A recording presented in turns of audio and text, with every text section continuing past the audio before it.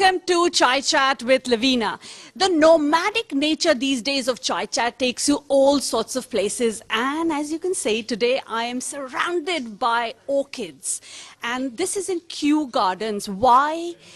We are going to find that about, and also the very important thing is, which brings me and Chai Chat here, is that this entire orchid place has an India theme to it. So we're going to talk about India theme later, but I have a beautiful lady, Lara, with an orchidic, is this a new word? Orchidic smile. I like new words. Lara is an expert on orchids, and she's going to tell me about the 26,000 species. So yeah, orchids, largest flowering plant family in the world. And there's about 26,000 species. And India has 1,700 and 300 which only grow there. Exclusive to India, which is one word we news people definitely know. So, Lara, tell me why this orchid festival at this point, because I can see you have created, as you told me, 10 climatic zones, and this is, I was duly covered and now I had to uncover myself because it's warm here. Yeah. So why in this season? What brings the orchid to Kew? Well, this season is quite a good time of year for orchids for flowering, but also, you know, it's cold outside, it's a bit grey, and inside here is colourful, it's bright, it's tropical. You know, come to Kew and see our amazing orchid.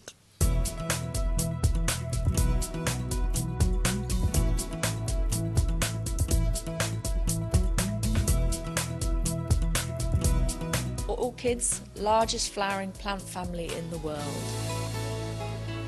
Yes. This is an orchid from India, and all our labels have this kind of... So people who come here can see if they want, you're really interested in specifically the 300 exclusive. Some of them would be here, wouldn't they, Lara? Yeah.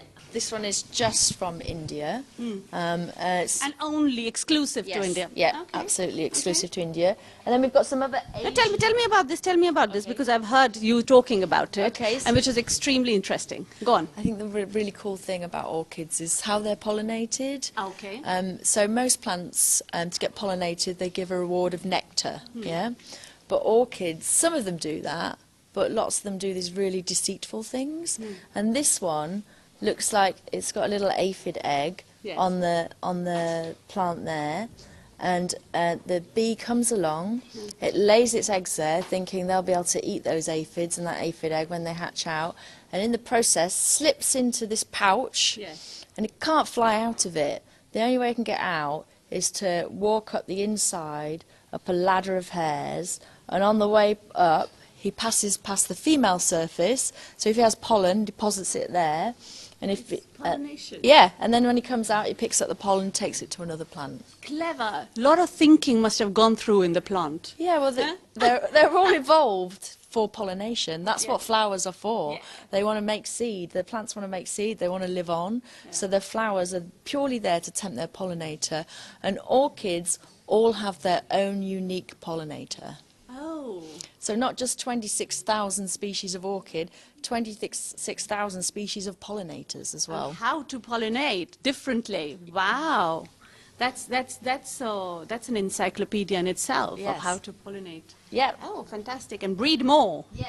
And then we have this one. This is an Asian orchid. Yes. And I just want to get you to smell this one. Just smell how beautiful that is. Oh, yeah. It's some spice, and I just can't figure out what. Long clove maybe. Yeah, it's a real mixture of spices, isn't it? And a lot of people don't realise that actually orchids are highly scented, and some perfumes are based on orchid scents too.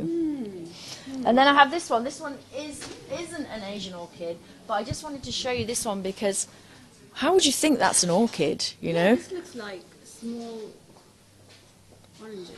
Yes! I know, it's... dwarf. It looks so different. Orchids are so incredibly diverse, but there's some characteristics that make them an orchid. And one is their seed. It's tiny, it's dust-like, it needs a fungus, it needs to have a relationship with a fungus to germinate. And the other is their floral structure. They all have the same floral parts, in essence. In essence. Yeah. Okay. And I mean, we always say, no, when you fight with someone, give an orchid. Come, let's keep walking me, keep walking me. I know. So, when you love someone, give them a rose. When you fight with someone, give them an orchid. I've never heard Isn't that it? before. I have. That must have done something for the orchid industry. All those fights. So what is the kind of attraction you get from orchid here and response that you get, which is quite different from any other flower, you may say? I mean, for me, the reason I love orchids is the diversity. You know, they occur in every country in the world. Like I said, 26,000 species, so diverse. The way they entice their pollinator, they're just such a highly evolved and interesting plant group. Oh, fantastic. Tell me about the India theme. How have you turned the orchids into the India theme? If you have any example anywhere. Yeah, so we have in the main zones, you'll see when you go in, we have some orchids from India, so things like the cymbidiums and some of the phalaenopsis. We've got the Indian flag around the corner. We've used a lot of the Indian colours from the Indian flag. We've got some animals that are only from India. So, yeah. So you've made the entire place Indian through orchids and plants, isn't it? Lara, before we go, I want to know, for people who want to grow orchids in their house, what is the one tip you want to give? I'll give you my top tip, yeah? Top one. So my top tip is with a phalaenopsis, so this orchid, which most people grow at home, this is the most commonly available. Once it's finished flowering, so it's dropped all these flowers, but these flower spikes are still green. If you cut it, you see these rings here, they've got like rings.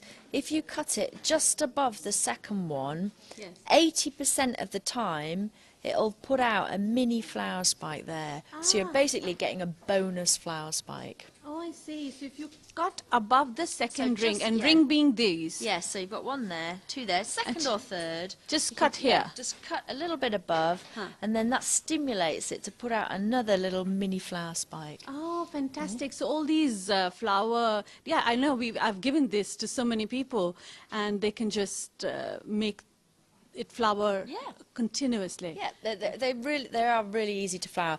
Also, phalaenopsis like good quality water, so rainwater is ideal for them. So keep them outside. No, just collect rainwater from outside and water them with that. So put up a pot outside, Yeah. collect the rainwater, come inside and put. Oh, that's interesting. And keeping them on the windowsill is okay.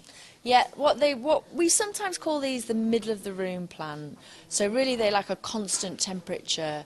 So they don't like it to get too cold. Yeah. So windowsill if it's not too cold, but otherwise maybe you're slightly off the windowsill, but with some light. Yeah. Oh, I see. And they're nicely clipped together.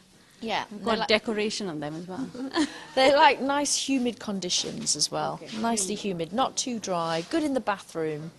Good in the bathroom. Yeah. Oh, okay. That's a good tip as well. Good in the bathroom.